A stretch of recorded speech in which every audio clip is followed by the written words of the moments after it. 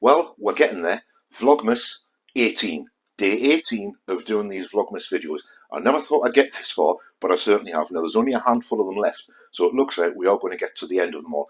But anyway, as I was saying yesterday in the video, the Cortina parts. Now, I was going to take them outside, but it's really, really windy outside at the minute, and there's dust and leaves and stuff floating around everywhere.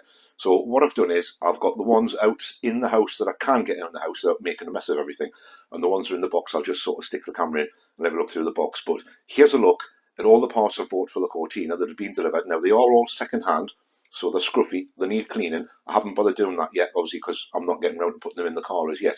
But I'll show you reasons, well, I'll tell you the reasons as to why I've bought them, and I'll show you what I mean when I tell you what I'm going to do with them. Now, these two here, inside that big cardboard box, there's a dashboard, an entire dashboard for the Cortina. It's just the frame, so it's like the skeletal frame of the dashboard. And as well as that, also inside that package, there's a radiator grille, or a new radiator grille. You know, the bit that goes on the outside of the car between the headlights. This black bit in the front, that's actually the padded section of the dashboard. So that fits over the dashboard like that. So as you're sitting in the car, this section would be where the driver is, all the gauges in there, etc. And underneath this bit down here will be the glove box. This is the padded section. Now, as well as everything that you've just seen, there's also this box here. And inside this box, there's the full set of 3 gauges on the dashboard. Obviously, this cable here, that's a speedometer cable. Ignore that, that's just foam for packaging. You can see headlights down there, quad headlights. There's some other bits and pieces in that purple box down there. And also in here somewhere, there's a glove box lid and the bit that goes under the steering column, like underneath the steering wheel. Everything in here. If there's anything in here or anything that should be in here that's not, it'll be in the packaging with the dashboard, because I know a lot of them will lump together, but I'm not going to open the dashboard because I know that's full of dirt and rust and everything. But that's all the bits and pieces for the dashboard. Now that, plus the dashboard, will make a complete dash ready to go in the car. And then finally, the other bits that I've got is there's this. Now this bit is, you probably recognise what this is. This is the sleeve, or if you like, the sheath, if you like, where the handbrake would come through. So your handbrake handle, or your handbrake lever, would be poking up through there. This bit's the armrest, which does open. So that's all in there, and all the little nick there, but that's nothing to worry about. Now, as well as that, to go with that, I've also got this. I've got that bit there. Now this is obviously where the gear stick comes through. That's just a little cubby hole. Got a coin slot in there. And the way these both go together is that would slide under there like that. And that would make the full length centre console.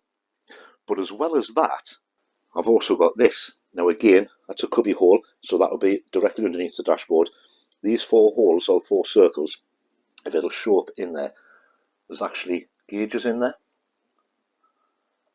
I think you can see all those gauges in there.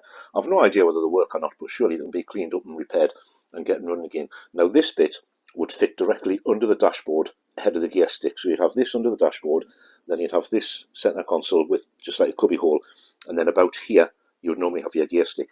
So if I was going to use this one, it would fit on there, something like that. So this is the original bit that I showed you. So the gear stick would come through here, and then that would carry on back to the back seats, between the 2 front seats heading towards the back of the car. Now where the cubby hole is on this black one under there, this silver one here would replace that, and then these will go into the dashboard. Now ignore that, I've just got that on its side to balance this, otherwise I wouldn't be able to do it one-handed. But what you would have then would be the 4 gauges in the cubby hole, straight into the gear stick, and then that little bit there, and then along here would be the armrest, and the handbrake lever would sort of come up there like that. I said in a previous video that I used to own a Mark 3 Cortina years ago when I was a teenager. Now the Cortina that I owned was a customised one, so it had spoilers, stripes, big wheels, side exhausts, etc., as cars did back in the late 70s and early 80s. However, mine was a 2-litre JXL. Now at the time, when Mark 3 Cortinas were on sale, for those of you watching who don't know this or who don't realise this, the top of the range Mark 3 Cortina over here in the early days of production was the 2-litre JXL. Now the JXL came with that dashboard I've just shown you, or all the parts for, in there. Now I'm not sure on the exact changeover date, but at some point through the production of the Mark 3 Cortina, the 2-litre JXL, at one point top of the range, was changed to a 2000E, and that had the dashboard that my car has in it. Now, part of the facelift thing was they went from circular headlights to rectangular headlights, and the dashboard's changed. Now, the dashboard that was in the facelifted models was the dashboard that you would find in a Mark IV or a Mark V Cortina, although more commonly, obviously, in a Mark IV Cortina.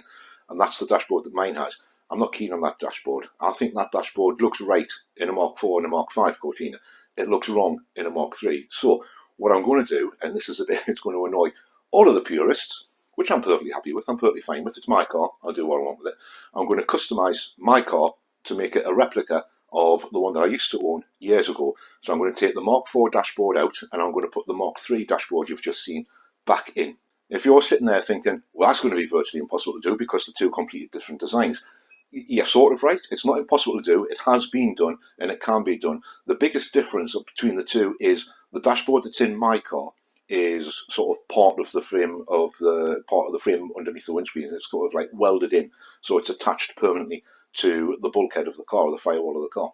The dashboard that I've just shown you in there is a bolt-in affair, so that just bolts in to brackets that are already fitted to the frame of the early Mark IIIs.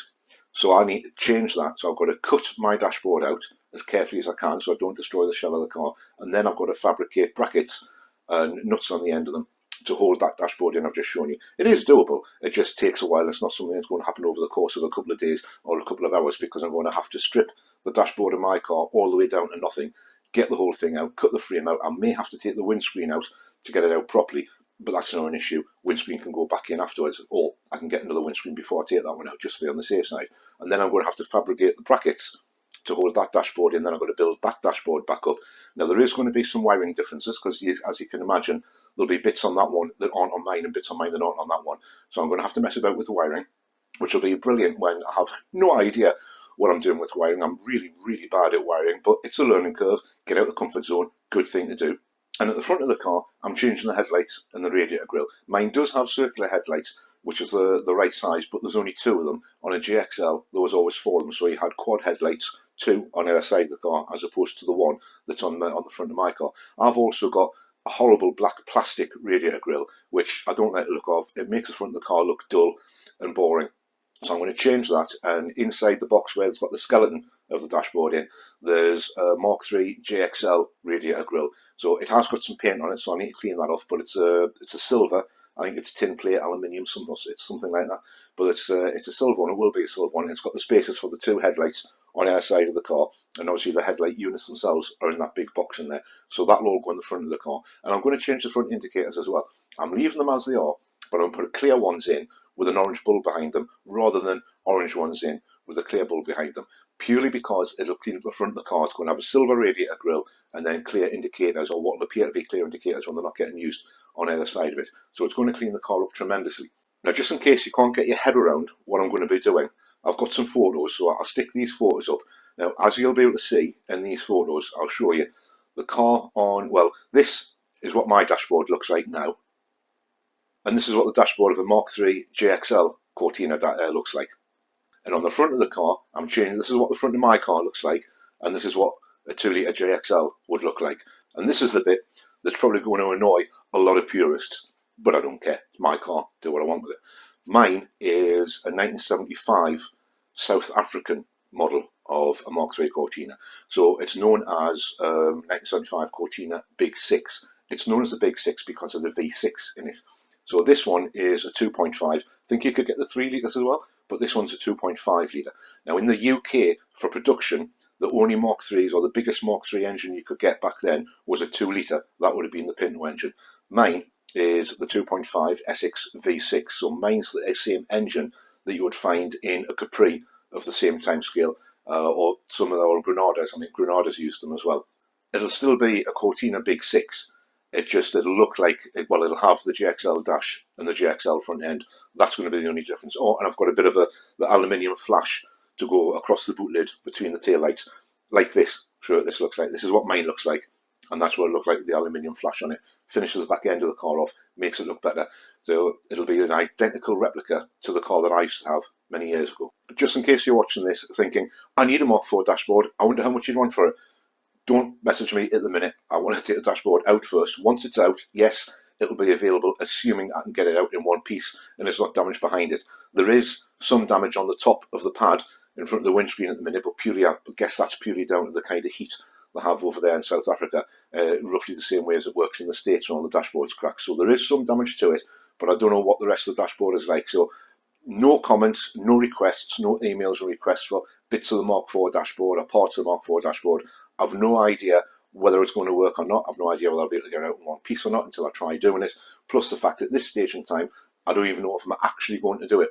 I fully intend to do it and I have all the parts to do it, so there's no reason why not. But if I do get into it and I do start pulling it apart to change everything over, that's going to be months. I want to get the car on the road, I want to have some fun with the car, and I want to enjoy it for a bit before I take it in and I start ripping that apart. If that's the kind of thing I'm going to do, that's probably going to be an over the winter project at some point where I can just go in the garage and stay there and I can rip it apart, get everything done. So none of this is happening for now.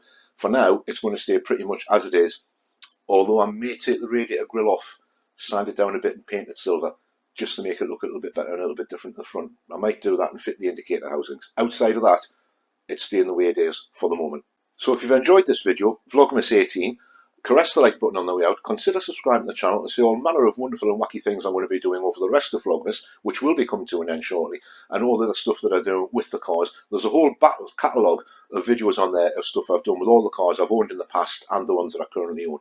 Thanks for watching, and I'll see you in the next one, 7 PM tomorrow night. Bye for now.